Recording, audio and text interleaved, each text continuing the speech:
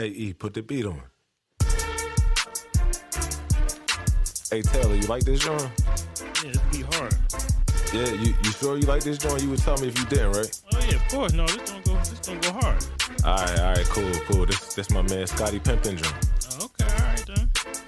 Matter of fact, I got something for this. Got something like what? Welcome to the top shelf, where the flavor so hot, but you will not melt. About to take you on a ride like you never felt. Up and down real smooth like a carousel. Moving in our own lane, no parallel.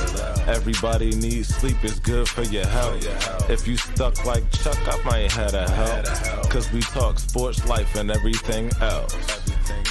It's on a podcast. What's cracking, ladies and gentlemen? We thank you as always for tuning in to Sleep, the Sports Life and Everything Else podcast, presented by the Away Team. I'm coming to you from the top shelf. This is season 4, episode 9. My name is Michael Roberts, aka Mike on the mic, and I'm joined by my co-host Taylor Super. How you doing? What's up? What's going on? What's up? Nothing much, man. All right. Chilling like a villain. You surviving this heat? He's not that bad. It's been 90 plus all weekend. Yeah, man. As long as you got AC, you'll be all right. Okay.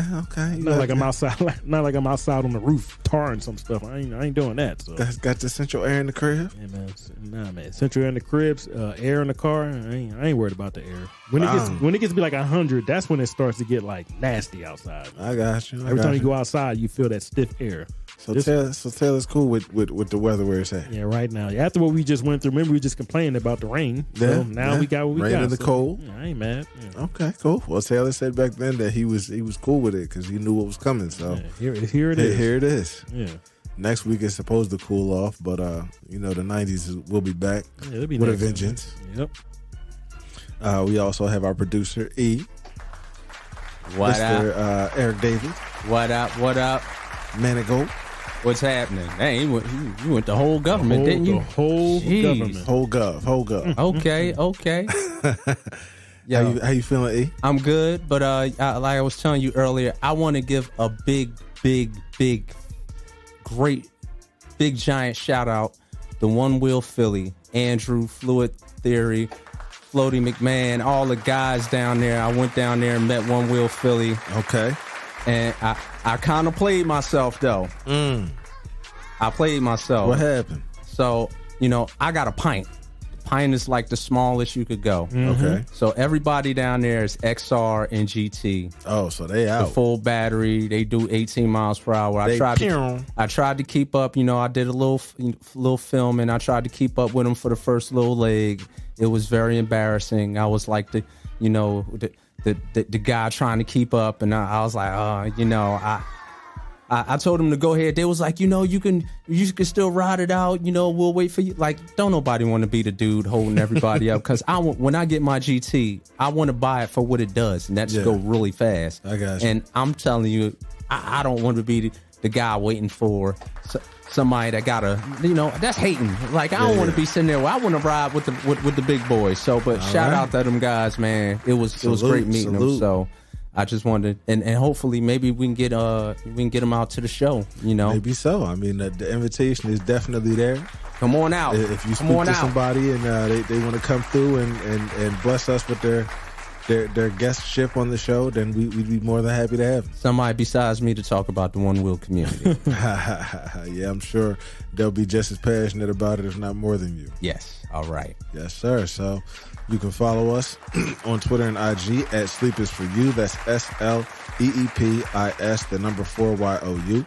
Subscribe and listen to new or old episodes on Apple Podcasts, Spotify, iHeartRadio, Stitcher, Podbean, TuneIn Radio, or YouTube.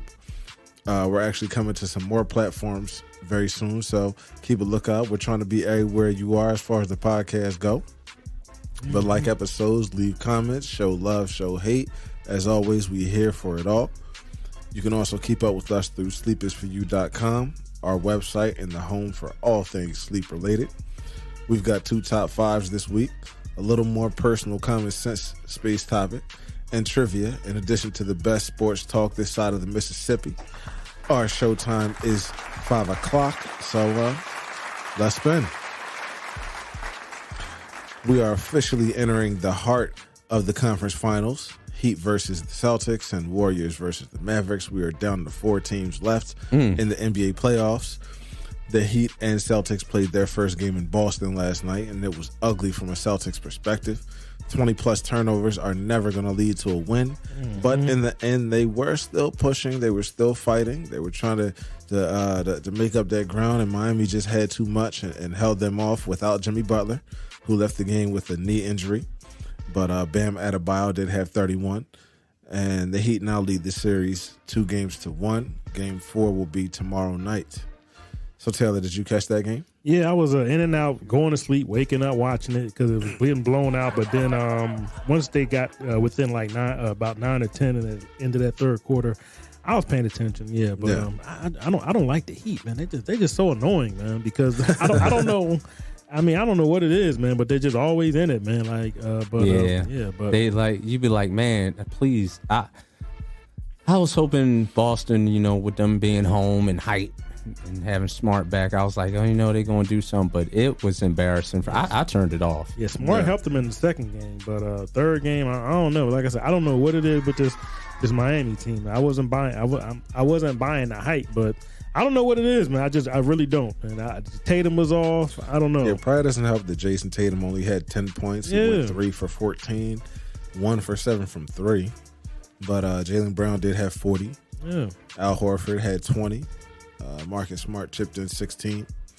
And on the Heat side, your boy Kyle Lowry had 11. That's right. He came back. That's right. Max Strus had 16, and P.J. Tucker had 17. Jimmy Butler had 8 before he left the game. They got 17 out of P.J. Tucker. P.J. Tucker. Lord have mercy. They got 17 out that old body, man. Yeah, P.J. played 38 minutes in the game. Damn.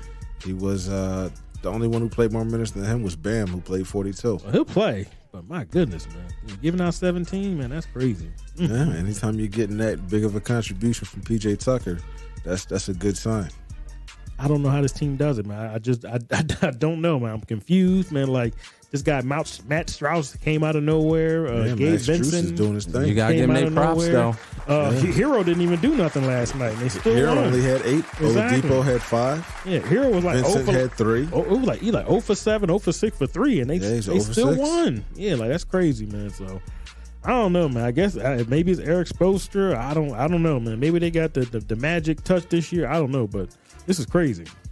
Well, we're going to see how that game plays out tomorrow. By the time this comes out, the game will probably be around starting time, if not a little bit earlier in the day. So, we'll see if Boston can defend home court next game and get a victory. Yeah. In the West, the Warriors lead the series 2-0, but the first game in Dallas is tonight at 9. So by the time you hear this, we'll know if the Mavs can put a win on the board. But so far, Golden State has been clicking. So while it's a tall order for them to lock this up, Dallas has got to make something happen. They got to. They got punked. Golden State is tough. They got punked They got punked in game 2. Yes, they did. Golden State's looking like they want to come for the crown this year. They got punked. They had them out their element. The bench got fined. I mean, again. Yeah, like it's I don't know, but they got punked on in game 2. So I don't know. I mean, I know I was rooting for Golden State. So I don't know. I mean, I like the defense that Wiggins is playing on Luka. So, that was probably the best matchup they had. But I don't know. I mean, I know. I think Golden State should have. I mean, they might slip up maybe tonight, but I think they got this one in the bag. Yeah. I remember Golden State has a lot of firepower. They the veterans. Well, the core, Steph, Clay, and Draymond. Yep. They're the core of that team. They're championship tested. Yeah, and they got the young man pool ball, and so they should. And when they get you down, like I said last round, they get you out. Yeah, and then Wiggins is playing really, really good defense. So and he's actually contributing on offense too. So they got a nice little team, and they. Matchup wise, I think the Golden State that's just like a little bit of a better team than Dallas, man. So yeah. I mean, it's looking kind of easy for them. I mean, that's what it looked like. Even though they were down that last game, I'm watching the game. I was like, this should be they should be able to come back and win this, and they did. And they did. Like I said, they punked them out. So yeah, that was crazy.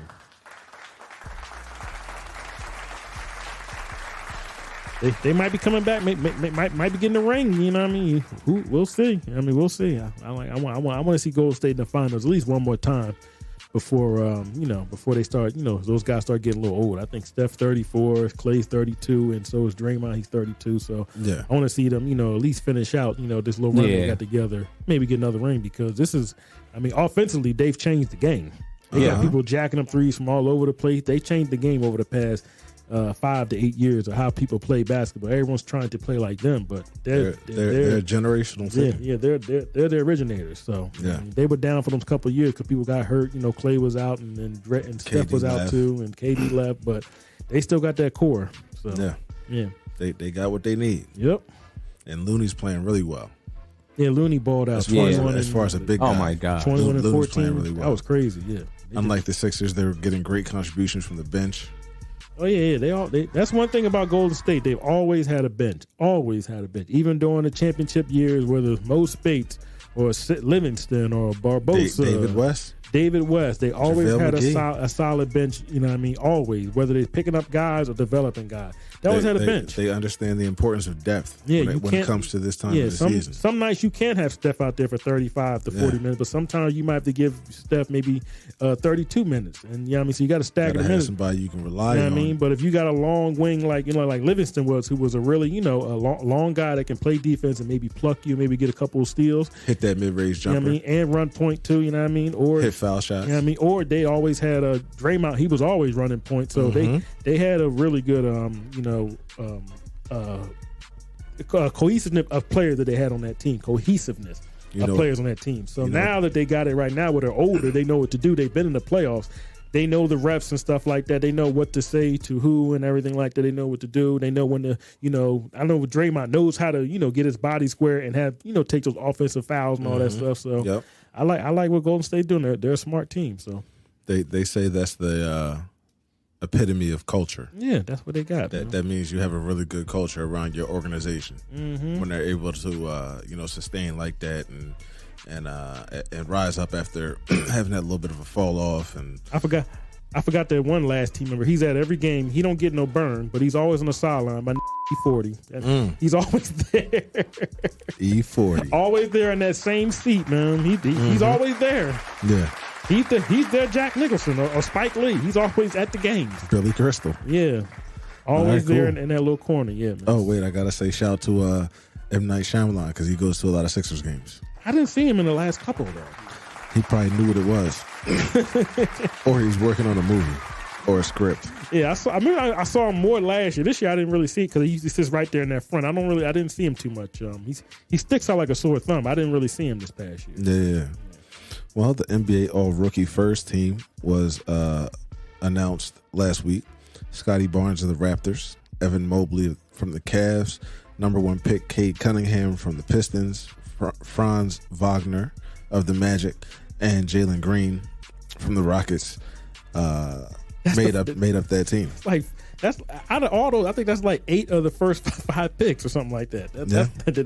They went chalk pretty much. I know Jalen Green was top 3. I think Mobley was top 3 or top 5. Mobley was 2. Jalen was 3. What's his name was 1. Yep.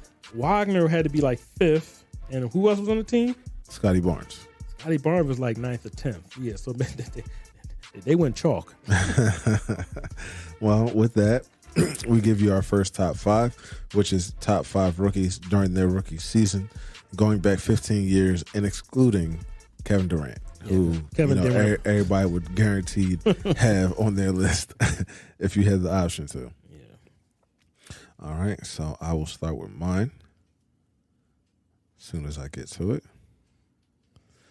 And at number 5 on my list, I have Tim Hardaway Jr., who was drafted by the Knicks. And I just really liked his rookie season. I believe his rookie season was the year in the Rising Stars game when he went back and forth with Deion Waiters. Do you remember that, Taylor? Yeah, I remember that. Yeah, with the threes. Yeah. That was pretty dope. But I felt like he did his thing during his rookie season. So he's never been the guy that's going to average 20 plus points a game. At least he hasn't been historically in his career. But he contributes in other ways. He brings good energy. He rebounds the ball. He reads well as far as assists, and he's carved out a nice little space for himself in the league up to this point. Yeah, he left, then came back, and then was a part of the Porzingis trade, and then he was playing good this year until he got hurt. But he's a solid player. I think he's 30 years old too, man. I said, dang, man, time goes by fast, man. I remember when he first got drafted. Either 29 or 30, but yeah, he's a good player. He's the one on the sideline with the funky fresh clothes on. Yep. The funky fresh styles. Yeah, whether it be his money or his father's money, he's all right. He'll be fine for the rest of his years. Yeah, Tim Hardaway's chilling. So number 4 on my list, I'm gonna take it up to a guy that was drafted by Cleveland and then was shipped away in favor of Kevin Love to that cesspool up in Minnesota, that dumpster fire, which has been what the case has been for the past few years before this year when they finally got into the playoffs, into the play-in. But Andrew Wiggins. Yeah. He started and played in all 82 games his rookie season, which I thought was pretty impressive. He averaged 16.9 per game, which was his lowest total of his career.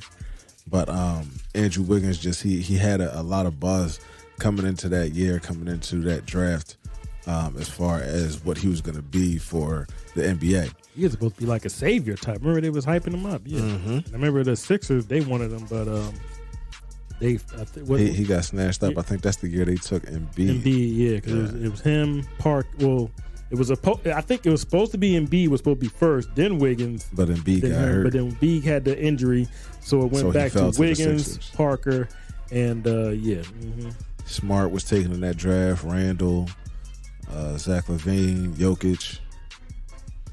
So that was a pretty deep draft. Jabari Parker was a big name around the top of that draft. Yeah, that's who I thought was going to be the one, but I guess it didn't. I mean, last time I saw he was in Boston last year, but I don't think he played with any team this year. So, yeah, but the thing is with him, he didn't. Fortunately, when he got into the game changed. It became more of a 3-point league, and that's kind of like he was shooting threes, but it just wasn't. I don't know. I guess it wasn't going down. I don't know, but Aaron Gordon was also in that draft, and I got 2 names for you real quick. Aaron Gordon's trash. Oh, dang. Dante Exum. He's trash too. And Nick Stauskas. Yeah, they both. Yeah, that's 3 trash names. Right there. All right. Well, I'm gonna move on to number 3 on my list. And I'm going to take it to a guy who got drafted by the same team he's still with currently, and that's Donovan Mitchell. Spider had a great rookie season. He averaged 20.5 points per game, and he played in 79 games, started 71. But he came to the Utah Jazz when they were kind of like in a rebuilding stage. This was post, Malone and Stockton and the greatness that they had during the 90s. So they was trying to pull things back together, and Donovan Mitchell was meant to be a big part of that change. And since coming into the league, he's kind of set things on fire for them. Unfortunately, it hasn't translated to a lot of postseason success because they've gotten knocked out more than a few times. That's the Utah always get knocked out. But whether the first, second, or third round, they always get knocked out. But yeah, Donovan Mitchell is definitely a lightning rod for their team. There's some discussion that either he or Rudy Gobert may be getting traded away this offseason. I don't know. We'll see what happens with that. Taylor, you got any thoughts about that? About Rudy Gobert or about both of them? Just Rudy Gobert might be getting up in the out situation. Of yeah, I can see Rudy Gobert getting traded. Okay. All right. Yeah. He's not that good either. I'm not really a big fan of him either. Not even defensively? No, man. He does nothing for me, man. There's been times where they've late in the game. He's not even in the game. So, that's kind of true. He's not special. Yeah. Well, the other big they have down there is Hassan Whiteside. So yeah, he's trash. I don't know if they're going to move him into the starting lineup if they do. I hate to say it, man. I think the game is better without centers. I'm sorry, man. Like if you're not doing what Embiid is doing, I don't want to see you out there. Like I just don't, man. Like a center like Bam, I like him because he's a little bit smaller. He can be at the top, but he can kind of move to the middle. But I don't like these big 7-foot guys that just stay in the paint. And, I mean, they serve nothing. And Bam has worked on his game a lot since he came into the league. Exactly. He can hit like an 8-12-foot jumper or something like that. You know what I mean? But that's not really his forte. He can't get in the mix in the paint. But guys like Gobert, man, I can see him getting traded and then just getting traded because I think he's about to be 32. You can see him go on like a renaissance. I mean, a whole tour of the NBA in the next. Because after you hit 30, it's over. Look at DeAndre Jordan. Yeah. After you hit a certain age, the center just be all over the place. Kind of a wrap for you. Well, speaking of big man, I'm gonna go to the one lone big man on my list at number 2. That's a guy that was drafted by the L.A. Clippers back when they were trash, and that's Blake Griffin. He played all 82 games and started all 82 games of his first season. He averaged 22.5 points per game and his highest rebounding total for his career, which was 12.1 rebounds per game. And his highest minutes per game as well with 38. Obviously, we know about his second season when he got hurt, and then he came back his third season, and he kind of continued to flourish into the rest of the time that he was with the Clippers, but they just, again, were not able to really turn that into postseason success, even with the Lob City teams, with Taylor's boy Chris Paul and DeAndre Jordan, like we just mentioned. Blake Griffin, I mean, he missed his first season just like Embiid and Simmons did. Remember, he had the foot injury. He didn't play. Okay, that was his first season. Okay, and then the second season he came back, and they was like, we don't know, but he. So yeah, his first season was almost like a redshirt season. Yeah, he didn't even play any games. Didn't play at all. Yeah, and then the second season, that's where he did all the craziness. Then he went to the All-Star weekend and jumped over the car and hit the choir and all that. Jumped over the kid. All that.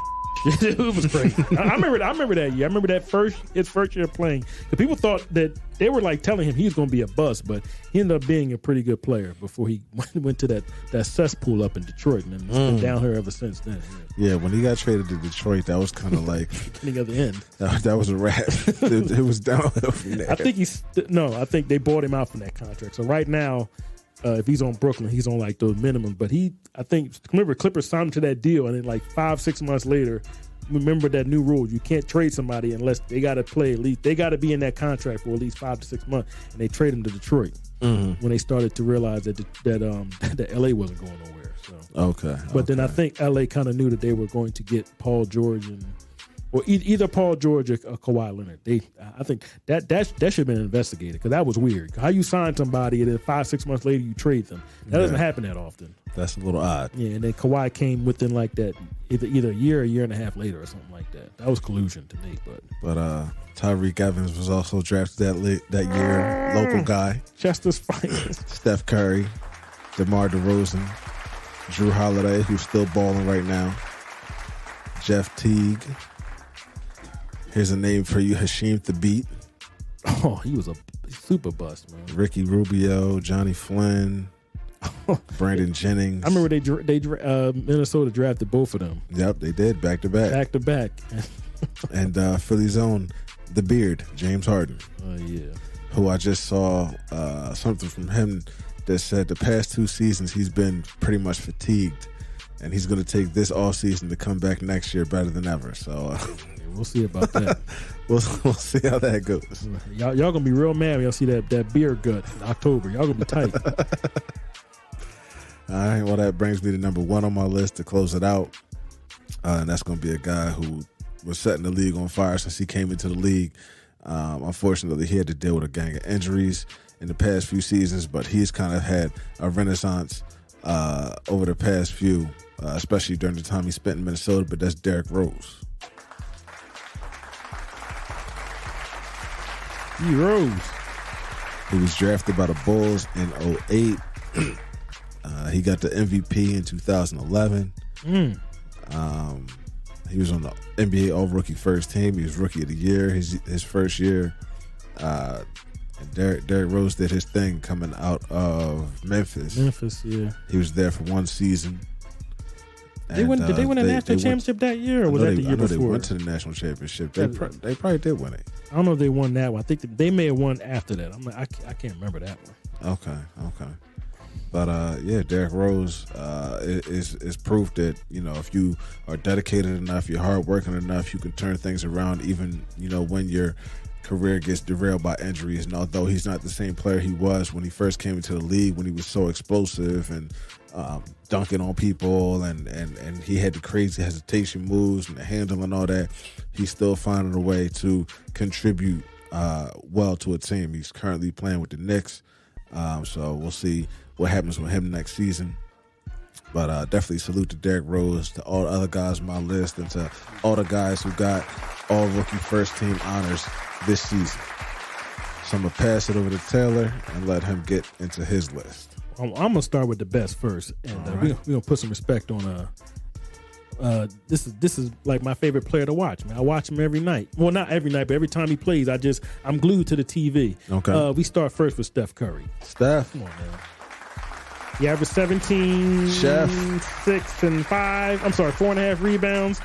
He was pretty good, but I don't think anybody saw what they see right now as a Hall of Fame player, the best 3-point shooter ever. I mean, he's made the most. You know what I mean? And 3 championships, a back-to-back MVPs. I think he's one of the only people that have the unanimous MVP. Only one. Yeah. So Steph, to me, that's my guy. Even though I took MVP from him last week, but that's just in my record book. But well, all in all, he's one of the best people I've seen, and I like how he's changed the game, man. Like Steph is my guy, man. I think we're gonna go maybe 10, 12 years, and we're gonna realize, like, dang, Steph really changed the game. Like it's going. You're not gonna realize until he's going and retired. You know what I mean? And he's another big example of hard work, because when he came into the league, he dealt with a lot of injuries with his ankles and below the waist problems.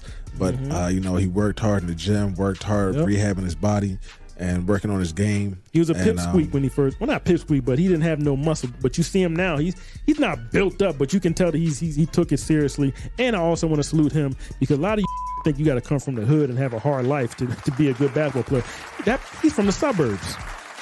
And look how good he is. So I don't like these, you got to go through hard times. No, you don't. You can come from the suburbs and be one of the best players in the world. Look, Kobe Bryant went to school up the street. Exactly, up the street, man. You don't have to be at the rims with right over at Lower Marion. Exactly. Yeah, and they don't get no more suburbs in across Lancaster. Exactly. Yeah, I mean, so I want to salute Steph Curry for living that good life, but not taking it for granted, saying I still got to be the best. You know, because a lot of times you might take it for granted. Yeah. I mean, so I think it's actually, I don't want to say harder, but I think it's just as hard for some of these players that had the silver spoon in their mouth to be good players, like you mentioned Tim Hardaway Jr. and stuff like that. So I think he's better a legacy for him. guy, and he could have easily just chilled, played in college, had a little mediocre career, and lived off his pop and his pop's money, but he's still out there grinding. Which brings me to my next player. We're going to put some respect on Klay Thompson. Klay Thompson.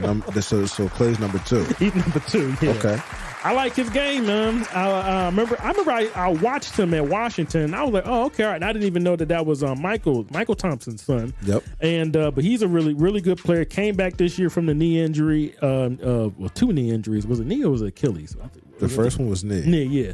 And second one was done rehab. I think it was the opposite knee. Yeah. So that's crazy. Back-to-back years, you missed the NBA, and you come back, and he's helping this team. Even though maybe the last couple nights he hasn't really been balling, but he's a part of that team. And it only takes 1 or 2 games for him to explode for 35 or 38 or 29 or something like that. He'll hit 6 or 7, 8 threes, and you'll be like, dang, man, Klay just bit me. You know what I mean? So he's just waiting to win, just waiting for a big game. They might not need him until the final if they go to the final. So if the series goes that long, keep an eye out for Game 6, Klay. Yeah. So Klay is always one of these good guys. If he was on another team, he would probably be averaging close to 30 points a game. You know what I mean? Like he would be putting up all types of crazy all-star type numbers. But because they have such a ccrazy core and they have so many scorers, they have bought into the philosophy of sharing the ball around and making sure everybody gets it.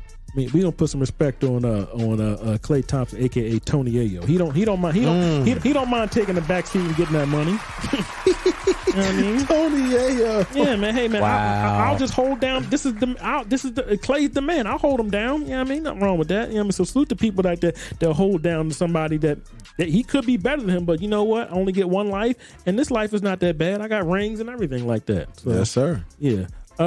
So he's my number 2. My number 3, even though this guy, I don't know what's left with this guy's body. I don't know if he'll ever play again. He may play again, but I always like how this guy plays, and I like Kawhi Leonard. Kawhi Leonard's my guy, man. Yeah. Now, it was predicted that Kawhi was going to miss all of this season and hopefully come back next year. So Well, that's the only thing about him is just the injury. But when he plays, he's magnificent, man. Like he developed a point guard skill over the past couple of years, running that point forward, and he's a really good player. I mean, he's another guy, two-way player. Yeah. They used to call him the Claw back in the day. I guess they still do. You know what I mean? So I like Kawhi Leonard, a great basketball player. Sat out. He knows his body, and he knows that, hey, man, I can't play. I'm not going to go out there and give you 45, 50%. I got to come back. I got to be 100% to do what I do. So I like Kawhi Leonard. Hopefully come back next year. He'll be back. I think he'll only be 31 years old. So, but he made the all-rookie team years ago. But I like Klay Thompson, Kawhi Leonard. And I feel like he's been dealing with little nicks and nagging injuries since Toronto. Yeah, he has. You know what I mean? So he just needs to get, maybe, I don't know what it is. Maybe got to eat something better. I don't know. But he just has to. Just got to get right. Hopefully he get these last 4 or 5 years and get it together. But he's got 2 rings. With 2 different teams. 2 different teams. You know what I mean? I think he can get this Clippers team to a final. But just everything has to come together, man. Paul George got to stay healthy. They got to get the rest of the team behind him. Reggie Jackson, but they got to all be playing at the same time and healthy. You know, that problem is his health. Mm-hmm. So if they all get healthy at the same time, maybe they can see themselves 2-3 years from now, like what Warriors are doing right now. So okay, yeah, but Kawhi Leonard, that's my guy, man. Kawhi Leonard, number 3. All right. I got another hurt person, but I just like him.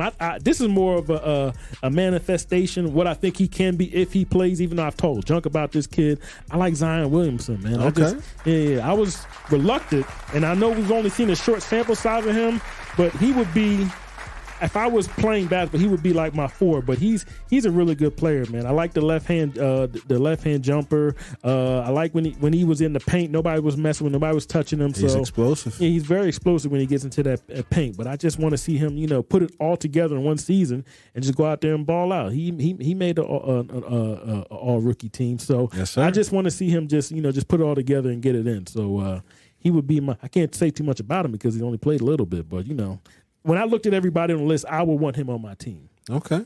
Yeah, I mean, since we're not doing KD. Cool. And I mean, this might be sacrilege in Philly, but Jokic would be. I guess that would be my big in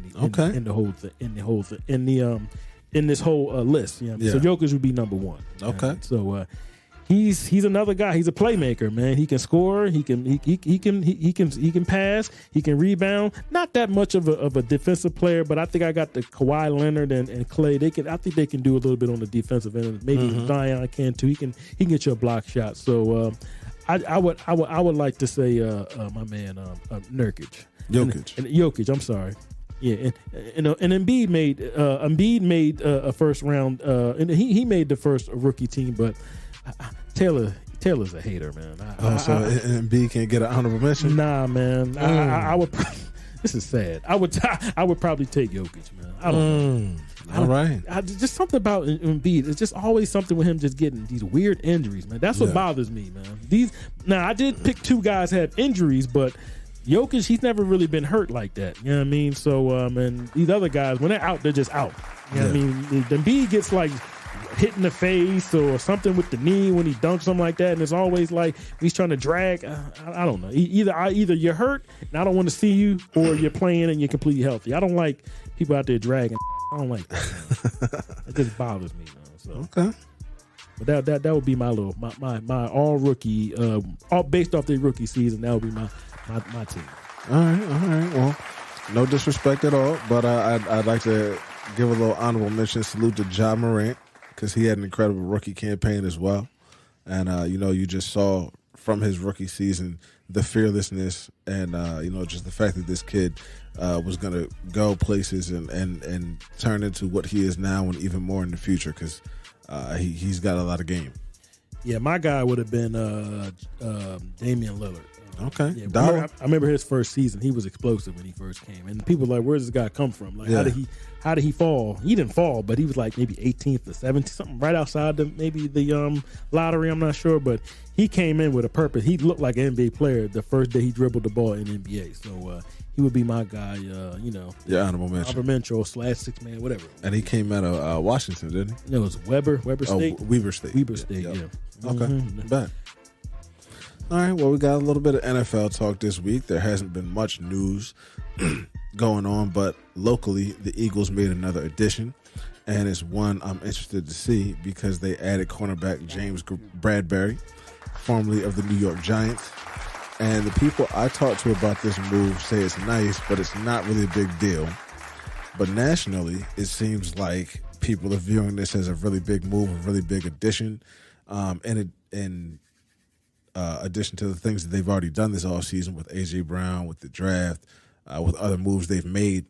So we just wanted to kind of kick this around and see what we think about the Eagles' move. I mean, I think it's good. I think it's an upgrade because they're bringing in a former Pro Bowl cornerback. I don't know how much he has left in the tank, but I know that sometimes going to a new team can be a beneficial thing for you and kind of rejuvenate your career depending on the situation. So if things can mesh well, I think this defense got a good addition. Taylor, what do you think? He's a little suspect to me, man. He was okay his first year with the Giants, but last year I saw him getting treated. I saw a couple people passing him. I'm not passing him. He was getting smoked. You know what I mean? So if he can get back to what he was, what he was in 2020, I think he'll be okay. But I mean, I've never really been a James Bradbury. Even when he was in Carolina, I never saw anything impressive from him. He's not a guy that's going to get you 5 or 6 picks. He's one of those guys that's going to, get the pass deflections and stuff like that. Yeah. So he's not a playmaking corner. So I don't know. And the thing is with him, he plays the same position or the same side as Darius Slay. Yeah. And once you're an older corner, I think he'll be 29 when the season starts. He's going to be on so that'll be the left side. Yeah, it's lit. So I don't know how they're going to do it. I don't know if Darius Slay's going to be following. Are they going to be switching back and forth? Are they going to be playing more zone? I don't know how the Eagles are going to play the defense because I know they're not playing what they played last year. This year is going to be more of what they wanted to play. The defense they really want. What's his name? Jonathan Gannon. This year is going to be his imprint of the defense. That's why they went with Jordan Davis, who's more of a nose tackle. So they're going to be playing like more of a 3-4, but it's going to be more of a hybrid, maybe a 5. I don't know, or 3-5. Was it 3-5? I don't know what it is, but they're going to be playing different fronts in the front 7. So so I don't know what the secondary is going to be. I don't know if they're going to be playing zone or man or shell or cover 4. I don't know. So it depends on what this kid is used to, because you just can't pluck a corner and just put him in a system. And for the past 4 or 5 years, he's played one way. We all saw how that went with Nnamdi Asomugha. It didn't go well, and it didn't go well I think last year with Patrick Peterson. So you got to make sure when you get a cornerback, he got to fit the system. I did see in an interview that he said the system the Eagles plan to play on defense was a deciding factor in him coming here. Oh, of course he's going to say that. He also wanted to make sure he went to a team that felt like they could contend in the next few seasons. So maybe that's just media talk. Yeah, that's what he's supposed to say. They just gave him a 1-year contract for $10 million. So he's just going to say whatever. That's a nice chunk of change. If he goes out there and get burnt, you're going to be going back to what he said last week? No. So he's just saying what he was supposed to say. But I'm just interested to see how it's going to be. I know a lot of people are piping it up. I got to see it to believe it. I've seen a lot of corners leave because, remember, he was cut. It wasn't like they traded for him. He was cut. So if you cut someone and then bring somebody back, then sign him. What did that team see because they just signed him to a big deal 2 years ago. Yeah. And within half of the deal, they said, nah, we're good with him. And this team and Giants are terrible. They were 4-13, whatever they were. So they can't be affording to be getting rid of good players. But but Giants did change coaches, and when coaches do come to a new team, they do get rid of some people and bring in their own people. So maybe it's that. So I don't know. We'll see. I'm not really a James Bradbury. Like if I had to name 20 corners, he wouldn't be 20 best corners in the league. He wouldn't make it in the 20s. But that's just my opinion. So. What about 40? Maybe, but he'd be in the low 30s. He'd be like 30, 37, 38. You know what I mean? And the thing is, it's hard being a corner because even if you get dusted, you got to go back out there and have a short memory. So he was getting dusted a lot last year. So well, you heard it first from Taylor. He's not really supportive of the corner pick, but not that I'm not supportive. I don't know. I'm just a little apprehensive. I see people hyping it up. You got to see it. Yeah, I got to see it to believe it. Yeah, I'm not like, oh, that was a good sign. I kind of like turn my eyes like, all right. We'll see how this works out, but I'm not really like. I wasn't really a fan of the Darius Slay how he played last year. He was just okay. Yeah. Well, they're saying that the tandem of those two together is going to make a big difference and a big impact on the NFC East. So we'll see what happens this fall. Some fool said that might be the best cornerback duo in the NFL. I said, is he smoking? Is he smoking a piff? What is he doing? Smoking that dust? Yeah, like what's come on, man? Like I don't know. Yeah, he's the best. I said, oh my god. He was like, yeah. He said, oh my god. He didn't say top 5. He said maybe the best. I said, yo, this boy is crazy. I forget who said it. I don't know if it was somebody on Fox or was somebody on the internet. It was crazy. Wow. You might be messing with that powder in between takes. I don't know. Oh, no. That was weird. I mean, I do like Maddox as a slot because he played pretty good last year in the slot. But Yeah. I don't know. We'll see. That's all I'll say. We'll see. All right, bet. Well, it's time for us to get into the season 4, episode 9 version of trivia. I always like when trivia comes around and we have this particular segment because I feel like we get to take something away from it, and I feel like our listeners get to take something away from it. So I hope you guys are listening up. All right. So for number 1, this woman of color who helped spearhead the term supermodel celebrates a birthday today. Supermodel? Yes. Got to be Tyra. Tyra Banks. I don't want to go with Tyra because Tyra's I might have to go back in the day. She said supermodel, and you said she's black. Yeah. There's only like 6 of them. Woman of color. I'll go with Beverly Johnson. Nope, that's Naomi Campbell. Naomi Campbell. I forgot all about her. Damn. She was in my mind, but I didn't pick her. Okay. So number 2, it was announced 2 days ago that this deceased rapper's music catalog will be returning to streaming platforms after a 3-year hiatus. Prodigy. There you go. What you think I'll listen to on the way here? Hey. There ain't no such things as halfway crooks. His posthumous album is set for release later this year. My chain hang down to my piece bang glass table. I love that line. And like Taylor was talking about before the show started, Havoc turned 48 yesterday. Yep. So salute to MOBB.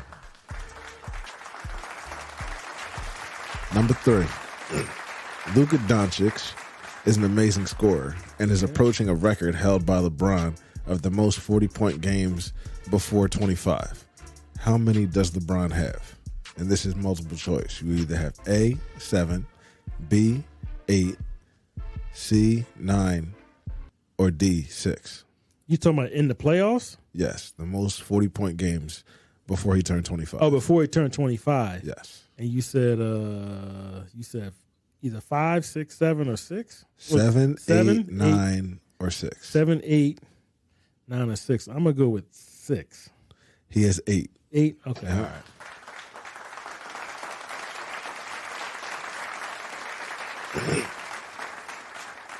Number 4, the Orlando Magic won the draft lottery for 2022 and will select the first pick unless they trade it. True or false? This is only the Magic's second time selecting a number 1 pick since Shaq in '92.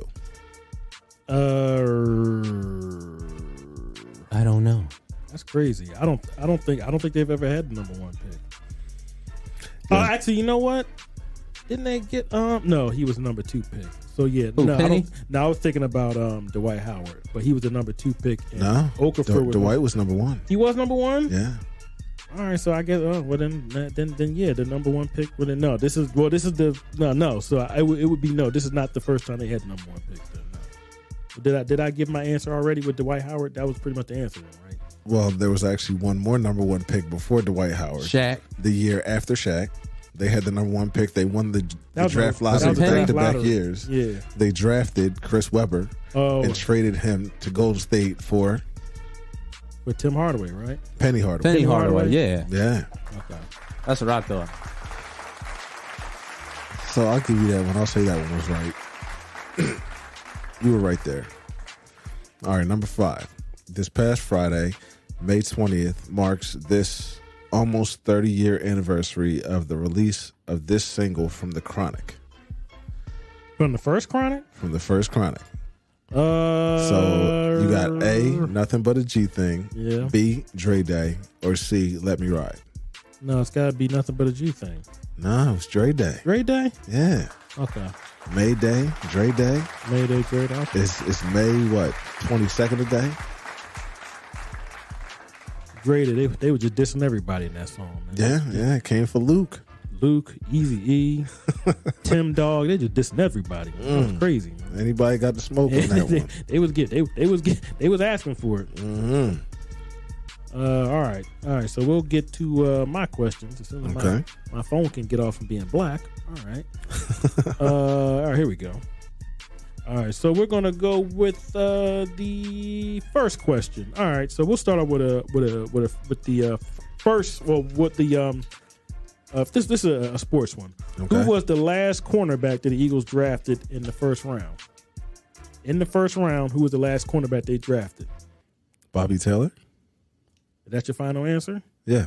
No, that is wrong, brother. How you forget about my man Lito Shepherd? Oh, I didn't know Lito was taken in the first In round. the first round, the 27th pick in the first round I know he would have been late in the first round. in 2002. Yeah, But the Eagles do screwball stuff like that. Like, but I like how the come Eagles on, have not man. drafted a corner in 20 years. That's pretty funny. Come on, man. All right.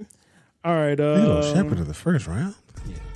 All right. So this is pretty. Well, you might have to think about this one. This is true or false. Did Eddie Murphy wear the Detroit Lions jacket in all three of the movies? True or false? Well, Eddie Murphy wore the Detroit Lions jacket in all three movies of Beverly Hills Cop. Is that true or false? I'm going to say true. True. No, it's false. I know he wore it in the third one, The first one. and he wore it in the first one. Never wore it in the first one. Nope. No, he wore it in the Oh second no, one. he didn't. He had on that black sweatshirt slash with the sleeves up. He looked real dirty. He looked real dusty. in that dusty In the ass first Nova. one, and he had that dusty Nova, and then when he left and he got shot in his arm, he had like a gray sweatshirt. Yeah, he was looking extra musty, crusty in the first. Yeah, the first one he was looking wild. Yeah, but in the second one he wore it the whole movie, and the third one he wore it for like maybe 2 scenes, and that was it. Yeah. Okay. Yeah, but I was watching. I was like, "Yo, man, something's not right with this first one." Like, you know, if you watch a movie, you're like, you're watching intensely. Like, he didn't wear the Detroit jacket. You know? So I thought that would be a cool question. All right, Okay. all right. So you And I should have got that one. No, it's you got to think about it. Like when you first think, oh yeah, of course it. But you got to think. But you know about what? it. The Yeah. first one, would he really wear it in Detroit? He was in Detroit for the first one a lot. No. Not All a the other lot. ones he wore it in L.A. when he was out in L.A. But you Right. think about it, L.A. is hot as shit. So you would think he would wear it in Detroit. He never wore it in Detroit. He always wore it when he was in L.A. And the second one he wore it the whole damn movie. And the third one he wore it when he drove out there in the Mustang. Yeah. And then he jumped over the fence. or He whatever. shot at Uncle Dave. Uncle Dave. Uncle Dave Thornton. Oh my goodness. All right, so this is a little bit of a music question, and it's going to have to do a little bit with what we're doing later on. But so I already told you, well, before the show, we talked about how Jadakiss kind of snatched up the "We Gon' Make It" beat from Razkaz and everything like that, and of course it became a hit. But Okay. they did a remix. Who was on the remix? The We Gonna Make It remix? The "We Gon' Make It" remix. Who was on the remix? I don't get no hints. Would that give it away? I'll give you a hint because I want you to get it. Okay. This artist is from Philly. It's from Philly. Yep. Was it Eve? Well, you just gave it answers. You know what I mean? So, all right. And Mikey didn't get it, so you don't Nah, get that. I don't get that. If he answers for you and you don't ask for him, then you don't get it. So, Okay. so that's wrong. Yeah, but Eve wasn't the second one. She actually spit some bars on that. Okay. Shout to Eve. Eve's still the best looking female rapper of all time. I don't give a damn with nobody. So just a beautiful woman. Eve became a mama not long ago, so congratulations. Shout out to Eve and her old man. Yeah. All right, so you got a name. So this one's might be not that hard, but so this past year, Jonathan Taylor scored 20 rushing touchdowns, but there's only been, I want to say, 7 more guys that have done it over the past, over in the whole NFL history. But you got to, so 8 more guys. So I gave you one guy, Jonathan Taylor. You got to give me 3 more running back that have scored over 20 touchdowns in the season, 20 rushing touchdowns. All right. AP? Huh? AP? Adrian Peterson? No. No. All right. Give me one more. If you get one, I'll let you keep going. Okay.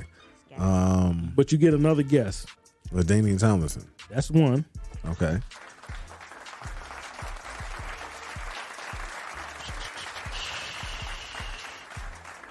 Priest Holmes. That's 2. Hey, Oh no, hold on. No, he's not on here. No Priest Holmes. I'm sorry. do I get another guess or is You that get a another wrap? guess. You get one more guess. All right. If you get a second one, then you can finish it out. Eddie George. No, I should have said Marshall Faulk. No Marshall Faulk either. Eric Dickerson, Okay. Terrell Davis did it Terrell twice. Davis, yeah, probably. John so. Riggins. How can we forget Sean Alexander? Oh, Okay, and Okay. actually, you know what? Priest Holmes is on. I don't have the full names on it. I'll give you that one. okay. Hey, Yeah, I'll give you that one. Yeah, Priest Holmes is on. I just got Holmes on here. I'm a dummy. I'm putting in names. I got everyone's name on here. His name is just Holmes. I'm a dummy.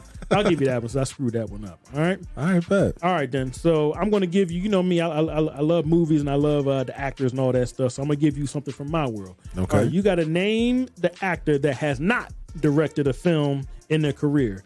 So I'm going to give you 4 actors and you got to Okay. give me who has not directed a movie. Okay. So is it A, Jamie Foxx? Is it B, Denzel Washington? Is it C, Ben Affleck? And is it D, Regina Hall? I'm sorry, Regina King. It's Jamie Foxx. There you go. all You're day. right. Yeah, you're right. Yeah. All 3. I've seen movies by the other 3. Yeah. Except for I haven't seen a Denzel directed movie, but I saw that he directed. You saw Antoine Fisher. I did not. You saw The Great Debaters. I did not. What's up with you? You don't- But I saw he was directing that movie that Michael B. Michael Jordan B. was Jordan in. just- You can read, can't you?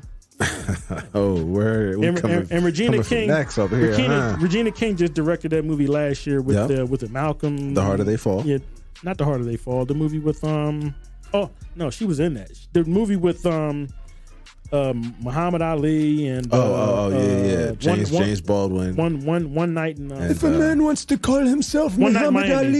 Yeah. then damn it, this is a free country. He can call himself Muhammad Ali. But Jamie I'm gonna Foxx. call him Cassius Clay. Jamie Foxx is supposed to be directing a movie. I don't know when it's coming out about All-Star Weekend. Yeah. They've been talking about it for like 3 years. I don't know where it's at, but it's in the IMDb. It just it's hasn't in come the out yet. works. Yeah, so it's coming. We just don't know when. So Okay. yeah, Cool. so I think you went 2 for 5. I think you did the same. So we're on the same space this week as far as trivia. Mm-hmm. All right. Well, moving out of trivia, we're gonna get into the common sense space. And our common sense topic for this week is what is one of the most memorable summer jobs, or I guess you could just say jobs in general, that we've had. It's starting to get hot outside. We're getting towards that season. Kids get out of school, high school, college. They want to get a gig. So we're going to kick around our summer jobs of the past. Mm-hmm. And my probably most memorable was once upon a time I drove an ice cream truck. I was living in Florida, in Tampa, and I was driving for a company down there, and it was hot because I was in Florida, and it used to rain a lot, so I had to keep my eyes on the weather app and the radar. But it was kind of a crazy experience. It was dope because I would drive all over the city from, the wildest hood to one of the richest areas in Tampa and everywhere in between. I see all different cultures, from black people to white people to the Latins, and everybody was united around trying to get some ice cream from the truck, no matter what them prices was. I'd like 2 cones, please, and one for my child and one for my mother's, my wife's mother, and one for her grandmother, and I just want ice cream. One thing I do gotta say, I gotta give a salute to the Poppies because they were spending the most money on the truck. They was coming out with about 3-4 kids from the neighborhood. Maybe 2 of them was theirs. Another one was a cousin. Another one was a friend. And everybody was getting something. And then they was getting something. So salute to the Poppies for spending bread on that ice cream truck. That they out there grinding. But that was definitely a wild experience. Like I said, it was real hot.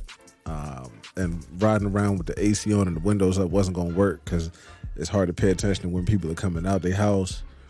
You just got to drive slow through neighborhoods, and but I met a good amount of people. I made some connections with people, and it was a cool experience. So I'll definitely say that. Okay.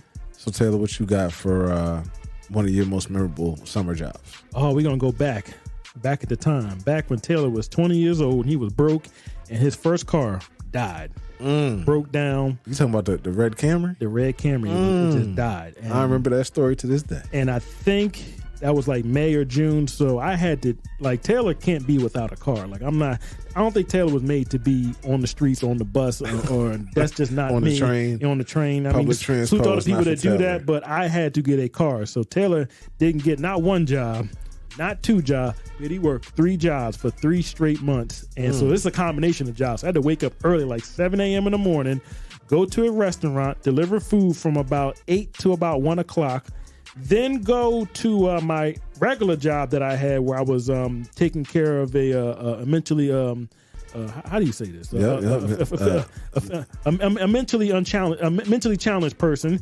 And then on the weekends, on Saturdays and Sundays, I was managing a pool food spot or wherever it is, serving pretzels and snack water bar. ice and snack bar and everything like that. It was crazy. I remember I was literally riding a bike back and forth from the weekend jobs, and I was catching rides early in the morning for the other job. I didn't have no car, and my parents, they were kind of enough to help me out and stuff like that, but I was literally delivering food in someone else's car.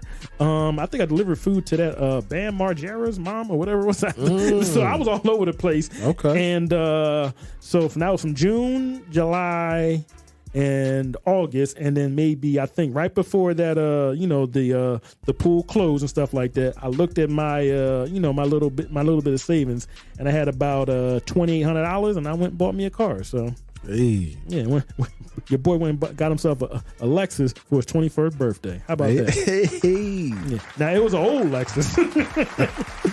Older than a Jay-Z Lexus. but it had the L on the front. But it had the L on the front, and the hood was ashy as hell. But you know what I mean? remember that joint. But the Lexus was fly. So Taylor bought himself a Lexus with his 21st birthday from the auction, and but I remember that was just a hustle that whole summer. And I remember it was hot as hell, riding that bike up and down the hill, and I remember midway through some of the bike ride, I had to take my shirt off because it was just so hot, and I didn't want to drench my shirt because I wanted to at least wear my shirt that I was wearing at the pool or wherever job I was going. I remember just going all over the place. I remember that whole summer I didn't go on no vacation, nothing like that. I was just hustling to get me a car, and then maybe right after my birthday, I think I bought it 2 days after my birthday. Okay. And I bought me the Lexus, and I was back up and running by early September. Rolling. Yeah.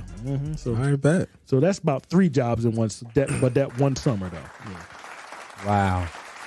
Hard work, baby. I got one. All right, E, what's up? I'm gonna take you back. Summer job, fill a job. You make $71.90 a week.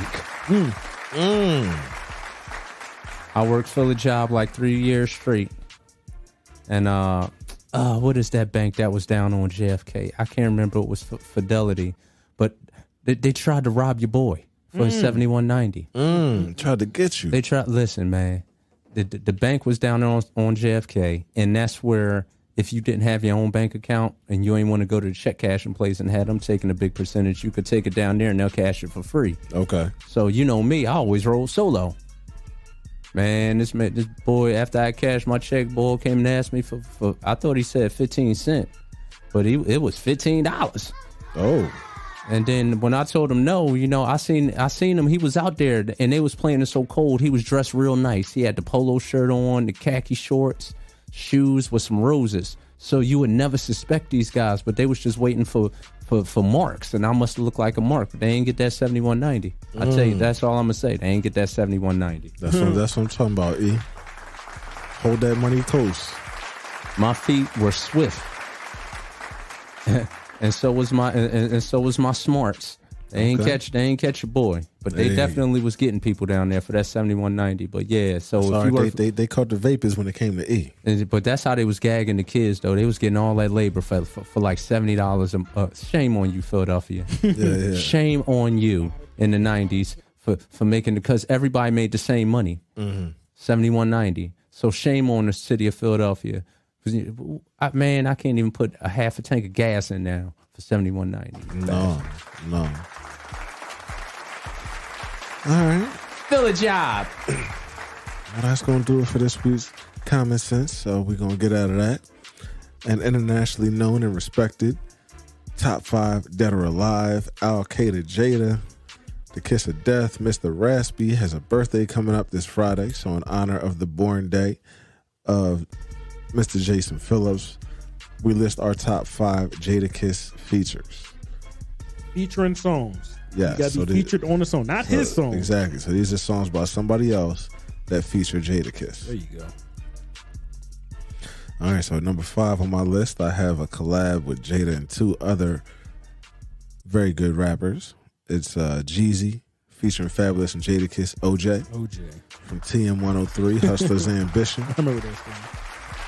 They ripped that joint. I thought that was just a good track between the three of them. They both did. They all did their thing.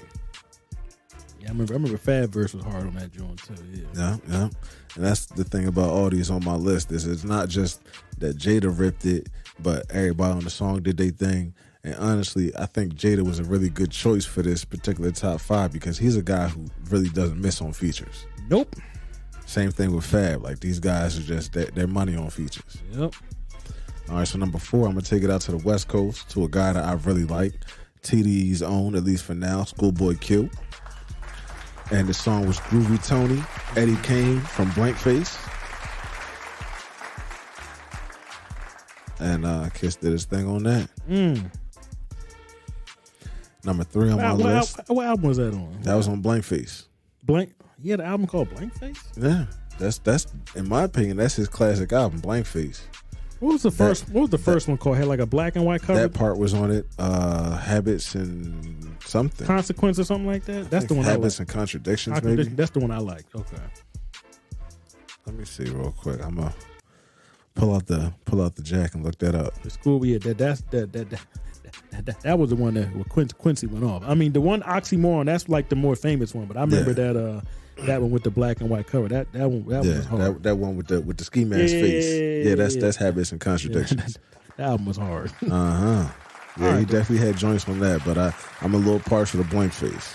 When did Blank Face come out? That came out in 2016. That had that part on it. Okay. With Kanye.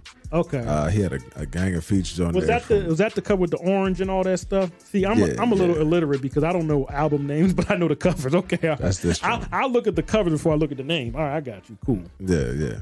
Especially if the name is not on the cover, then I just go. Yeah, the name is not on the cover. So, the orange one, the yellow one, the blue one. Yeah. With the one when he's in the air with his back turned. That's how I identify albums by how it looks, not the names. All right, bad. Well, salute to Schoolboy Q and that particular track with Jadakiss. I remember that one. I got you. So for number 3, I'm going to take it up to New York, but it's going to be to the west side of New York, to Buffalo. Benny the Butcher and Griselda have quite a few collaborations with Jadakiss, but my particular favorite features 38 Special and Jadakiss. It's called Sunday School. Oh, Sunday School, yeah. And it's off the Plugs I Met. Yeah, that's a hard song. And that joint come on with them pianos. Yeah, that joint was crazy. That was crazy. Yeah. I like that song. That was hard. Yeah, Jadakiss rips that joint. Number 2 on my list, well, I shouldn't say but a top 5 list would not be complete as far as music goes without something from Currency for me. So number 2, I got Currency featuring Jadakiss, Clear, the first one from New Jet City. New Jet City, yeah. If you don't got that, you can catch it on that Piff. You can listen to pretty much any Currency mixtape you want to. But Clear, the first joint. The second joint was hard too. But I put the first joint in my list. I remember that one. He said something about watching Argo or something like this. Yeah. On the plane watching Argo or something like that. I remember that. Yeah, that was my shit. Yep. All right, so I'm going to finish it out with number 1. And I'm going to take it down south to Miami. Jadakiss had a collaboration with Rick Ross and T.I. on Teflon Don, Maybach Music 3. Yeah. And I like that joint too. That beat was hard. Yep. Yeah, that beat was hard. All right, so that's my list. Taylor, what you got for your top 5 songs featuring Jadakiss? Oh man, Jadakiss. I mean, I'm sorry. He just one of my favorites, man. I'm sorry, man. He just never gets old, man. But I'm gonna start off number 5 with Ghostface. Run. I mean, don't get no better than that song. Yeah, that's my. I mean, I had to take it back to the late '90s, early 2000s, man. I mean, that was just anytime you get Ghostface and Jadakiss on the song, come on, man, like that's beautiful. You know what I mean? So I always got to put respect on that track, man. That beat with the horns and everything like that, and then the way Jadakiss just started rapping, and as soon as Ghostface said run, he just starts going off. You know what I mean? So yeah. So that's my that'd be my number 5. Okay. Number 4 is actually a remix with Bone Crusher, Never Scared. Okay, yeah, I saw that. Him, Cameron, and Busta Rhymes, but I thought Jadakiss went off, man. That was crazy. I remember that song came out right when I was getting out of high school, and I remember the first one with with T.I. and I think it was Killer Mike. That wasn't that bad, but then the second one when they had to just put the New York artists on there, I tell them front, back, side, never let a punk, like Cameron went off, and then of course Buster went off, but Jadakiss in the middle, the 40 cal in your way. I said, yo, man, you going off, man. Yeah, so that's one of my favorite Jadakiss joint. I thought he went off on that joint. So that all right, that joint that joint went hard. But all right, so we gonna go to number 3. I remember when this song first came out, and they were playing a bunch of other songs from this particular compilation album, but this song was like number 2 or number 3, and I was kind of, and I kind of felt it didn't get the proper burn. But I'm gonna go with 600 Bins. That was 6 years ago. Rick Ross, Wale, and then Jadakiss went off on that joint, man. Yo, I love that beat was just hard, and I like with him and Wale. Like you would think, oh, Wale can't hang with. They hung together, man. That was crazy. That joint was hard. I forgot about that. Yeah, song. And Rick Ross was just on the hook. You know what I mean? But I just remember that, and I remember the video came out, and they was in the rain with the Maybachs, and that joint was hard, man. Yeah, so I almost give respect to Jadakiss on it, depending on how I feel. Yeah, I just that song is. I remember I banged that for like a good like maybe 2-3 months. Just that track. I didn't even go to the J. Cole or the Currency joint. I was just fixated on 600 Bins. I love that joint. Yeah, I love that joint. Remember, he just spit the one joint, and Wale spit 2, but his part in the middle was beautiful. Yeah. Now, number 2.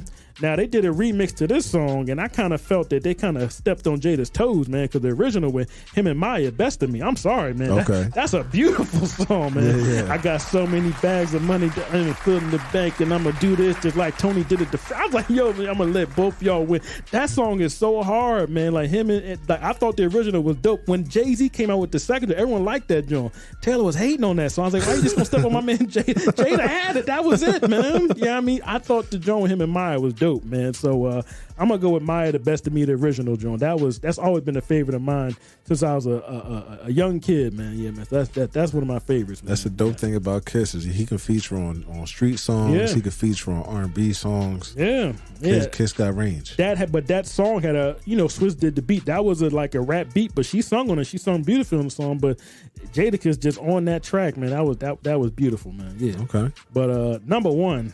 I mean, it's recent. It just came out last year. I don't care what nobody say. I mean, I like it. I don't care if it's old, new. If it's hard, I like it. Okay. We're gonna put some respect on West Side Gun and Stove God Cook right now. Boom, boom, boom. That I love that song, man. When I first heard that song, I said, wait a minute, hold on, Jadakiss on that joint? Yo, man, he just went off on that joint, man. So I must have ran that joint back maybe like 15. I couldn't even get through the rest of the West Side Gun album because I was fixated on stuck on that song. Tell me, bring the bass, tell me to me right now. I'm in the front of the stove right now. Yo, I love that song, man. Yo, man, like, and then Jada went off, man. I just love that song. Yep. To me, it had like an old feel, but it's a newer song because it just came out last summer. But that was a beautiful song, man. So Jadakiss right now, and I think he went on IG and spit the whole verse and everything like that. This was literally a couple weeks after the verses. So this is when Jada was feeling himself. You know what I mean? So I love that joint, man. And I don't think he's ever done it for anybody else. But that feature right there was just the newest feature that came out within the last year. That be right now on Hitler Wears Hermes 8. That track is fire. Okay. All right, bad. I got one track. Now I don't know whose song it is, but it's Jadakiss, Neo, and Nipsey Hussle. And the song is called "It Ain't Nothing New." I don't know if you ever heard it. About, yeah. I don't know, but I don't know if Jada's the feature or whether it's his song. That might be his song because that song may have been on Top 5 Dead or Alive. I'm not sure. It might have been on Top 5. Okay. That might have been his song. What'd you say it's called? It Ain't Nothing New. Just I think it could have been on Jada's the Top 5 album. I think. Okay. I think so. Yes, it is. Am I Yeah, that's right? on top 5. Yeah, that's what I thought. Well, Yeah, all right. So he Right. ain't the feature, but that song is dope as shit. that song is. Okay. I remember that song. After that.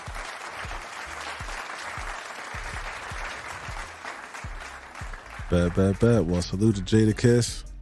We gonna put some respect on 88 Coops with French Montana Okay. off the Coke Boys. I think that's Coke Boy 4s. The Harry Fraud beat. That joint is crazy, man. Boom, boom, boom, boom, boom, boom, boom. Yo, that beat is hard, man. And Jada went off on that joint too, man.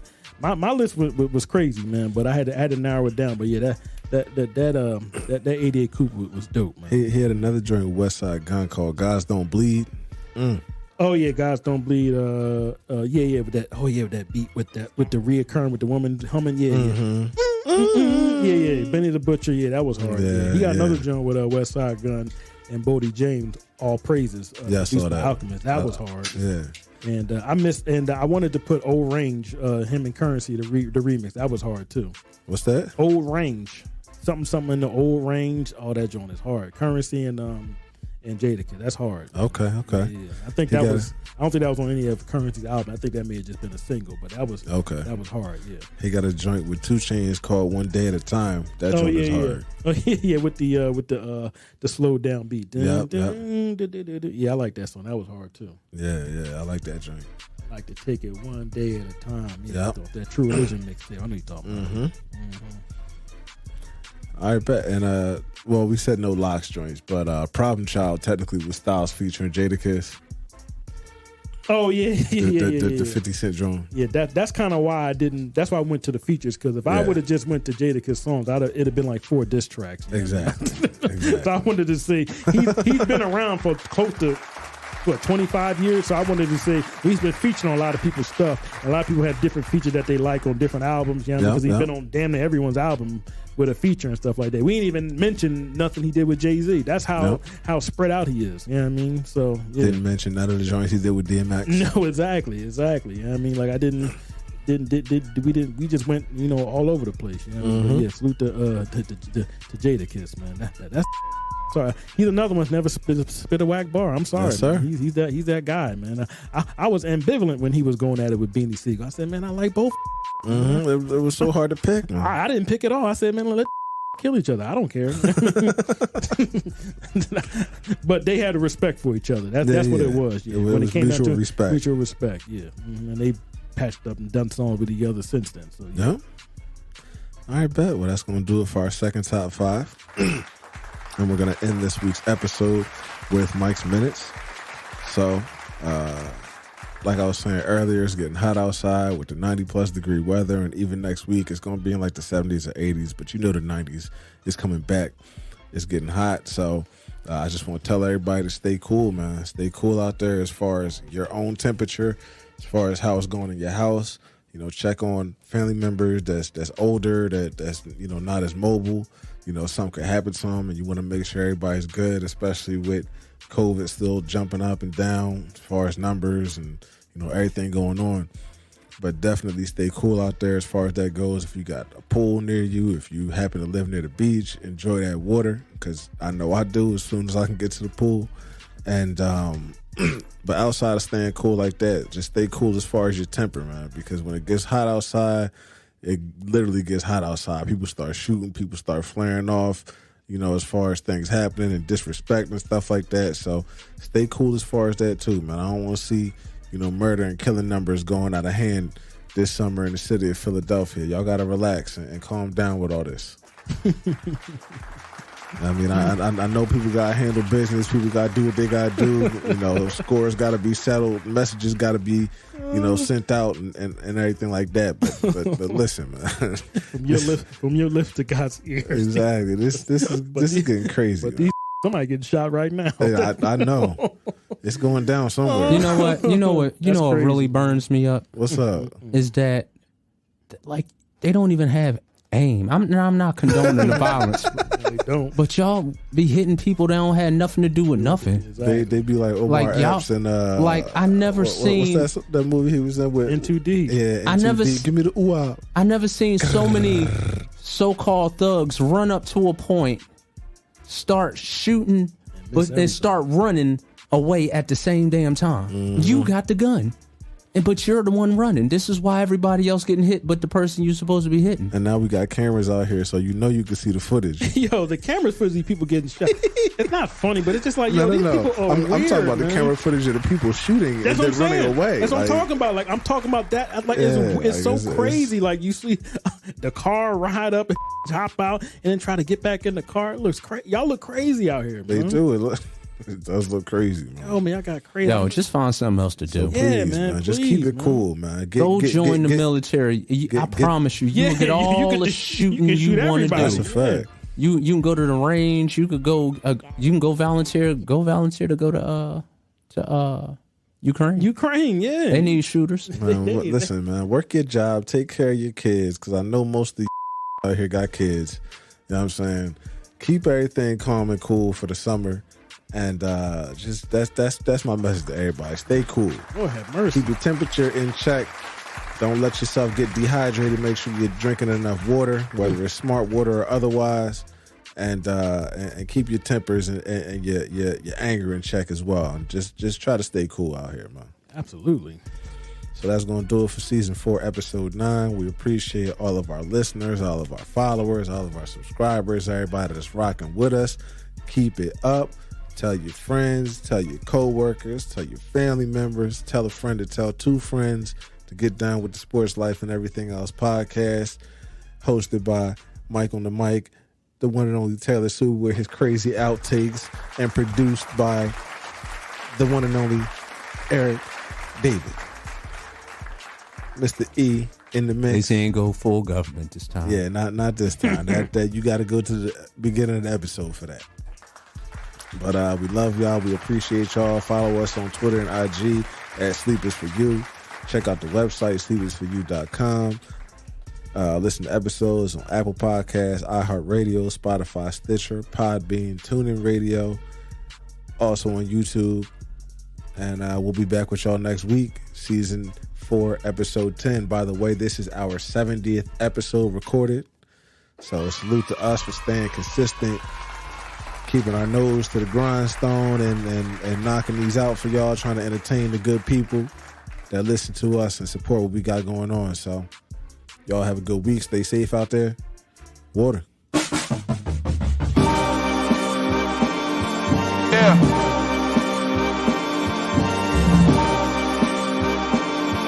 We back.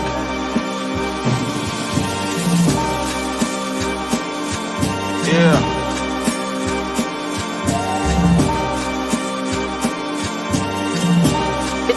Will see you now. Look, free to return to that emo rap. Ain't no kilo stash. Augustine's son had to reload that. Daddy gone, but his legacy strong. How do you figure?